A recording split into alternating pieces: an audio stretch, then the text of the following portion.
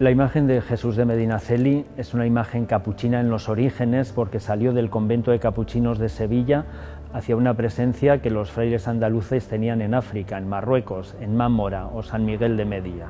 Si tuviésemos que historizarlo todo ello, ¿no?, la imagen claramente es debida a la escultura sevillana, a la escuela de los imagineros andaluces, concretamente de la Andalucía occidental de mediados del siglo XVII, y seguramente en su momento constituyó una imagen más de esa magnífica producción de la imaginería sevillana, como decíamos, de mediados, ¿no?, de la centuria del siglo XVII.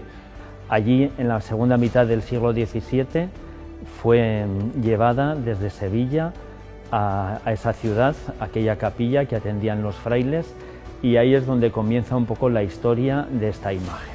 Yo diría que la talla la hicieron los ángeles, ¿no?, y nos la dejaron aquí en la tierra.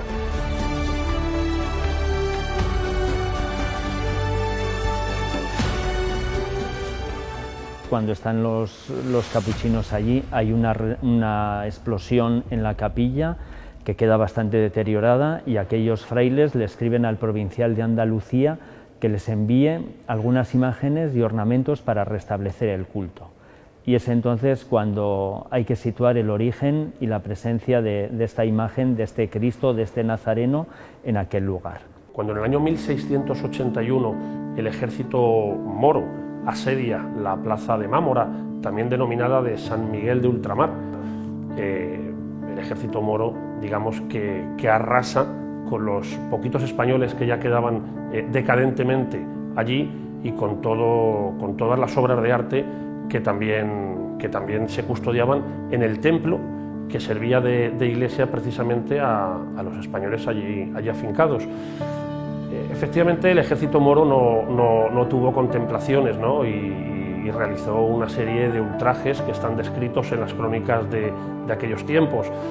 Parece ser que la imagen fue arrastrada por los suelos, fue flagelada, fue echada a los animales.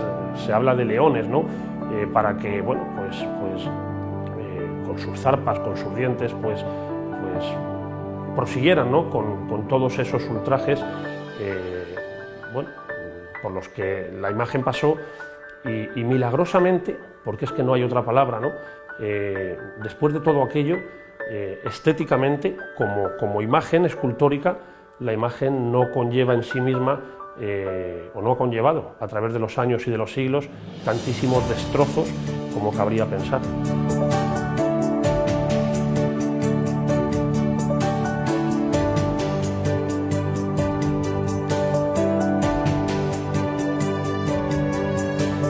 Y a partir de ahí es cuando entran en acción otra orden, que son los trinitarios, que son quienes se dedicaban a rescatar, a negociar el rescate tanto de las personas como en este caso de las imágenes. Realizaron en aquellos tiempos muchísimas expediciones que llevaban precisamente a ello, ¿no?, a la liberación, y como un preso más, pues también liberaron a la imagen de nuestro Padre Jesús Nazareno, entonces llamada de nuestro Padre Jesús rescatado o del rescate. Los trinitarios negocian con el sultán cuánto cuesta esta imagen. La tradición dice que pagaron por ella 30 monedas de oro, en recuerdo a lo que costó también, a lo que recibió Judas al entregar a Jesús. Bueno, pues comienza toda una tradición, una serie de leyendas en torno a esta imagen. No quisiera dejar atrás ni mucho menos el año 1682, ¿verdad?, en que la imagen llega entronizada y acompañada de toda la familia real a Madrid, y es colocada en el convento de Padres Trinitarios, en una zona tremendamente céntrica, y que es visitada ya desde los orígenes por infinidad de devotos, constituyendo un punto de referencia en la religiosidad madrileña. Y desde entonces estuvieron ellos hasta 1895, que es cuando los capuchinos vienen a esta casa, se sitúan en torno a la iglesia, a la capilla de Jesús, a quien ya se le conocía como el nombre de Jesús de Medinaceli, porque los duques de Medinaceli habían mandado construir esa capilla para dar culto a esta imagen, y ya en 1895 los capuchinos vienen aquí y desde entonces estamos en la atención de esta basílica y de esta iglesia. El año 1895, cuando los padres capuchinos toman posesión de este convento y dan comienzo a una nueva etapa de devoción hacia la imagen. La historia ha sido una historia de vaivenes, ¿verdad? Las cuestiones políticas también han afectado, y las decisiones que se han tomado sobre las órdenes religiosas afectaron a la presencia de las distintas órdenes religiosas en este lugar. No puede pasar tampoco desapercibida la labor de la archicofradía fundada prácticamente de inmediato a su llegada, ¿no? en 1710, una archicofradía que la ha acompañado durante más de 300 años y que ha ido increciendo, ¿no? Incrementando esa devoción y acercando la imagen, traduciéndosela al pueblo de Madrid.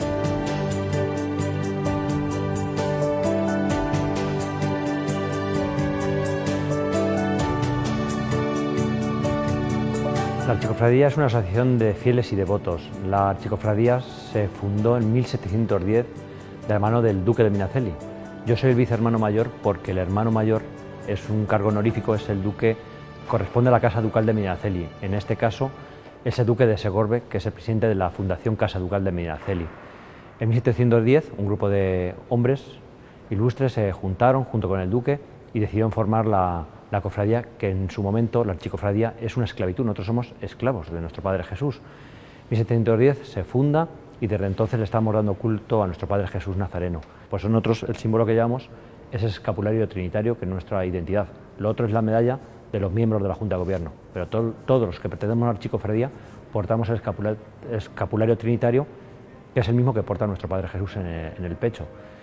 El Cristo tuvo diferentes ubicaciones desde 1710, primero aquí estuvo en el antiguo convento de la Encarnación de los Trinitarios, más tarde estuvo en diferentes iglesias, cuando la desamortización siguió dando vueltas por las iglesias al desaparecer las órdenes religiosas. En 1759 ocurre un hecho propiciado por los gobiernos ilustrados y ese celo por parte del poder civil de querer o paliar bajo su potestad precisamente a las hermandades y cofradías.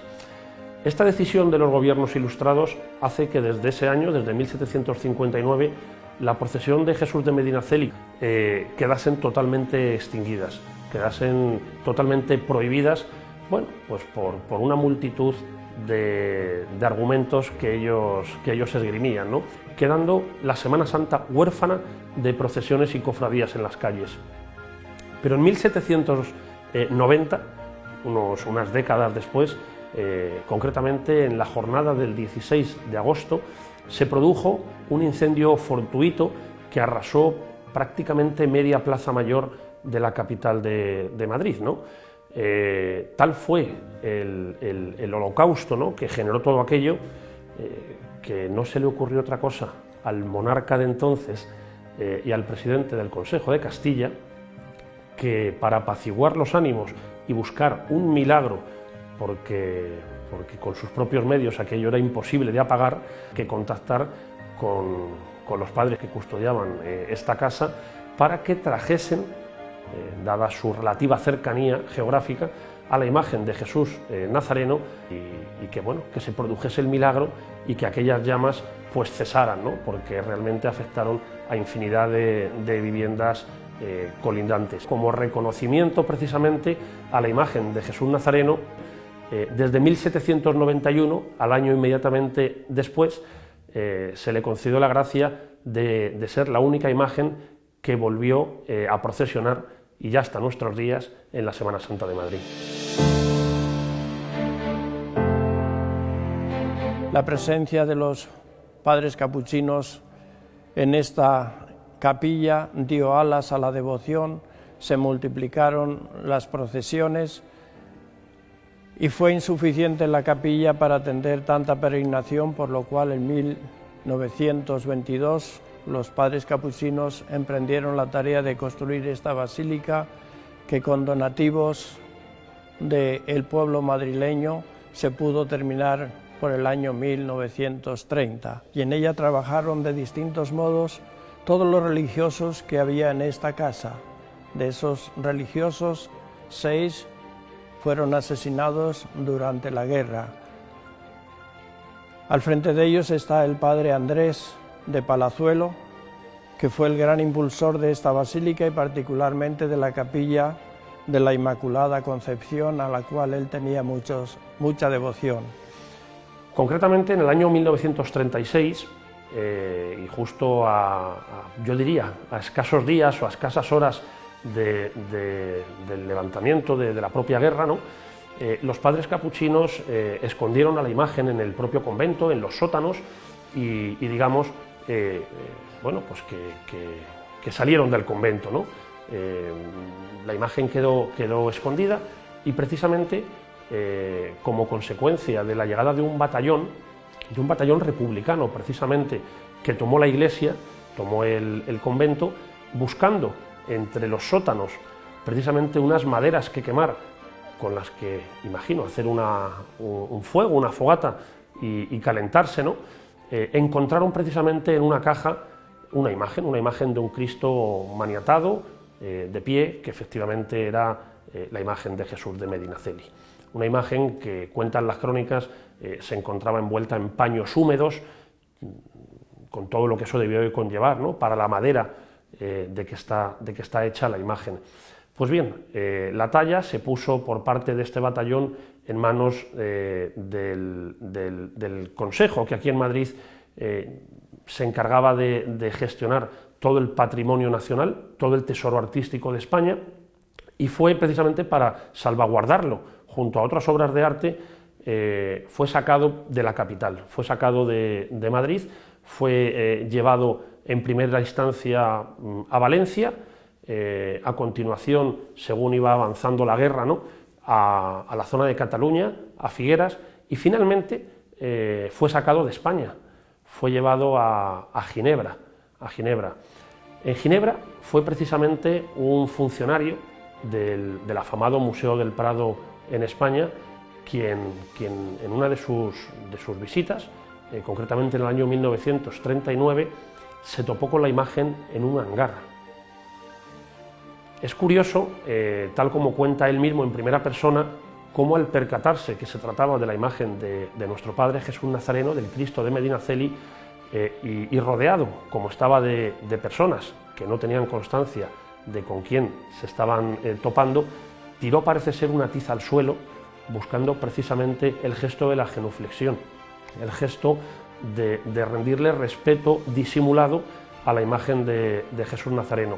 Fue precisamente este funcionario del Museo del Prado, Manuel de Arpe, que descubrió o redescubrió la imagen de nuestro Padre Jesús Nazareno en Ginebra, quien entró en contacto precisamente con el obispo de Madrid, y el obispo, a su vez, rápidamente envió misiva a los padres capuchinos para que mandasen, bueno, pues, un comisionado, ¿no?, para poder rescatar una vez más en la historia, ¿no?, a la imagen de Jesús de Medinaceli y devolverla a Madrid, a su pueblo.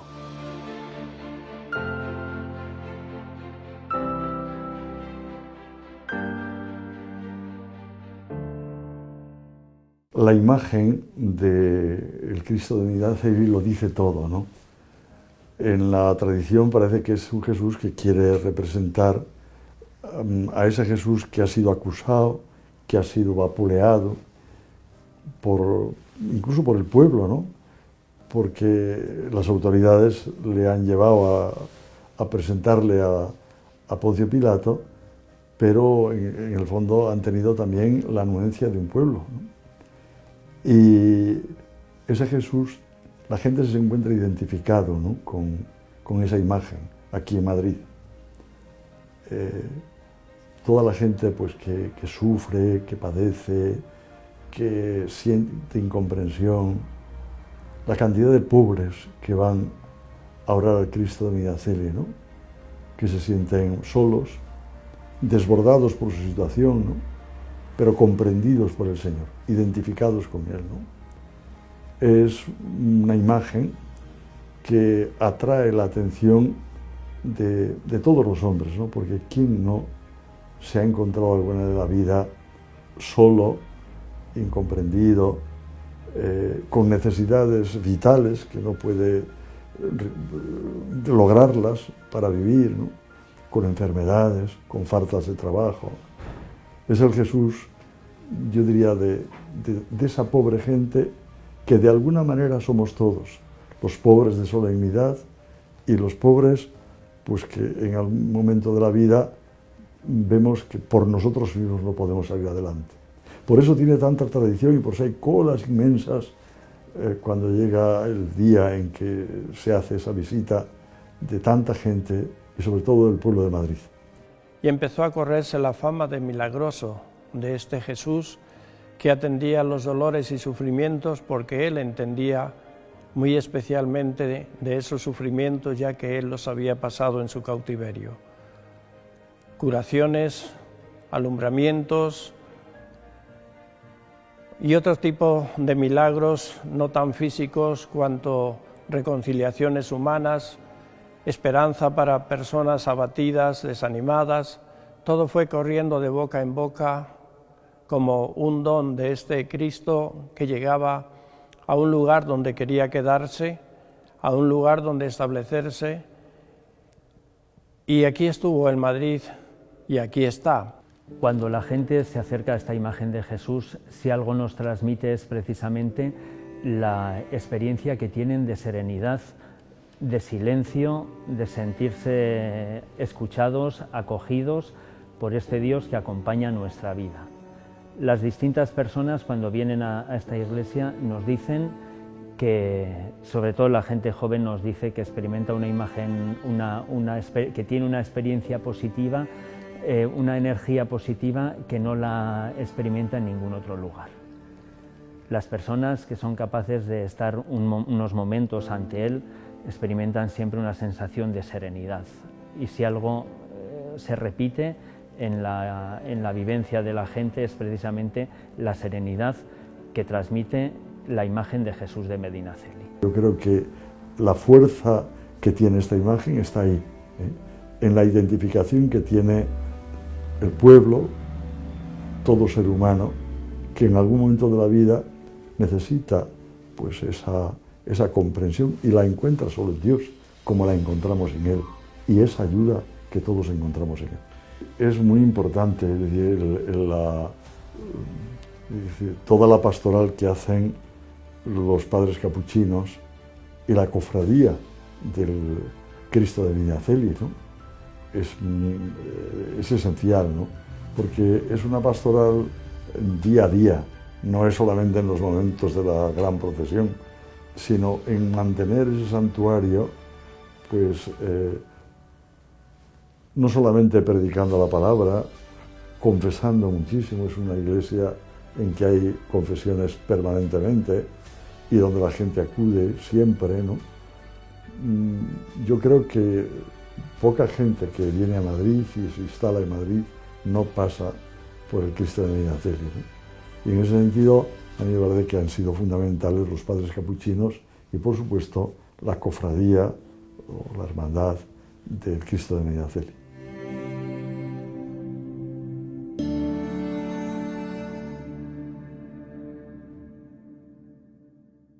Yo llevo casi 30 años vistiéndolo y he encargado aquí de la sacristía porque me destinaron los superiores en su día.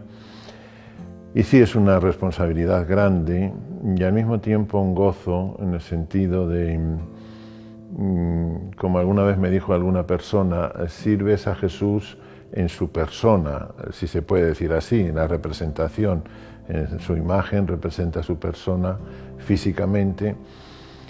Y es emocionante y en algún momento duro porque no siempre el estado de ánimo de uno mismo estás siempre igual, ¿no? Entonces el acercarte a Él, tocarlo, vestirlo, estar tan cerca, supone impresión y supone una gran emoción y un gran gozo. Lo que te motiva es la devoción al Cristo y el trabajo hacia los cofrades y hacia los devotos que vienen todos los viernes a venerar la imagen de nuestro Padre Jesús. Para pertenecer a la Archicofradía es muy sencillo. Lo primero es tener devoción a nuestro Padre Jesús y lo segundo es venir cualquier viernes del año a pedir información. La secretaría, nosotros tenemos una pequeña casa de hermandad, nosotros les llamamos las secretarías, son nuestras oficinas de la Archicofradía, donde le damos vida todos los viernes del año de 5:30 a 7:30 de la tarde. Ahí damos información y una vez que te informamos, te decimos cómo pertenecer, tienes que venir el último viernes de cada mes. Ahora mismo en tiempos de pandemia no, pero es así, todos los viernes de último de mes a las 5 de la tarde tenemos una pequeña clase de formación.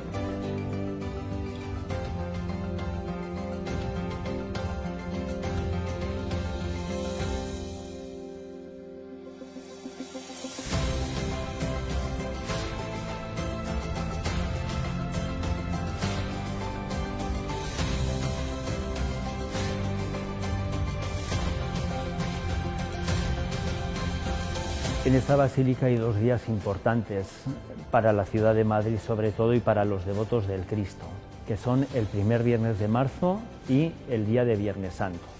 El primer viernes de marzo porque muchas personas se acercan a esta basílica al besapié, a pasar por delante del Cristo besando el pie y pidiéndole o dándole gracias por los motivos que ellos traen.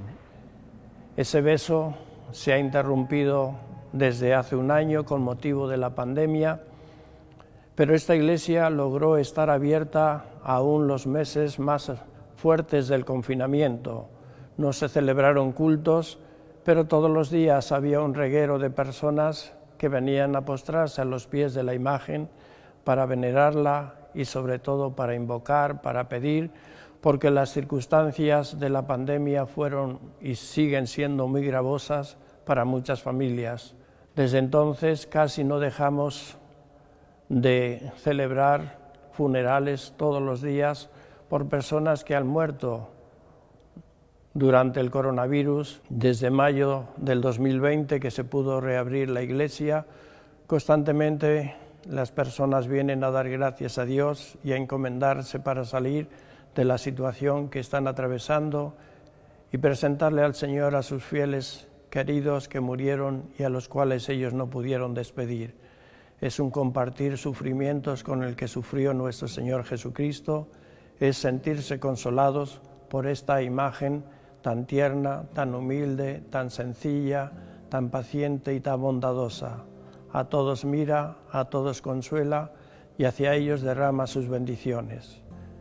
Desde esa pandemia, los frailes capuchinos han abierto la basílica digitalmente. Todos los viernes se produce el besapiés de los padres capuchinos en nombre de toda la ciudadanía de Madrid y de otras partes de España. Se transmite ya los domingos la misa de 12 para que todos puedan estar cerca de esta imagen sagrada a través de las redes sociales. En el área de comunicación me dedico sobre todo a mantener la fe y la formación de todas las personas a través de las redes sociales. Ahora hemos incluido también, bueno, ya lo llevábamos haciendo cierto tiempo, retransmitíamos algunos viernes el cierre de la basílica, la oración del besapié a Jesús de Medinaceli y algún otro acto importante. Ahora, con la llegada de la pandemia, los hermanos capuchinos vieron que era necesario el hacer retransmisiones bastante a menudo para así la gente que no puede acercarse hasta aquí pueda seguirlas desde su casa. Y es en lo que estamos ahora, en retransmitir los viernes, por ejemplo, ahora que estamos en Cuaresma, el rosario, la misa y el Vía Crucis, y luego ya a las 10, cuando se cierra la basílica, el cierre. El miércoles de ceniza retransmitimos también la Santa Misa, todos los domingos, un poco las necesidades que van surgiendo. No se va a hacer la procesión por la pandemia, pero bueno, tendremos otras acciones. Por ejemplo, yo he pensado que iba a predicar las 7 palabras del Señor, las que dice en la cruz, pero que nosotros las vamos a oír junto a la imagen de ese Jesús incomprendido, de ese Jesús con el que tanta gente está identificada, por el dolor de haber perdido algún ser querido, por el dolor de perder a veces el trabajo por las circunstancias en las que estamos, por el dolor de haber tenido que salir de su propio país para encontrar trabajo en otro lugar, como ha sido España y Madrid, y que sin embargo en las circunstancias actuales también lo tienen difícil. No sé, todas esas situaciones yo estoy convencido de que de alguna manera nos las ilumina el Señor y nos va a sacar de ellas, porque Dios sigue haciendo milagros y Dios los hace con nosotros los hombres. Y estoy convencido que si le invocamos y el pueblo lo invoca, vendrán para nosotros bendiciones incesantes de parte del Señor.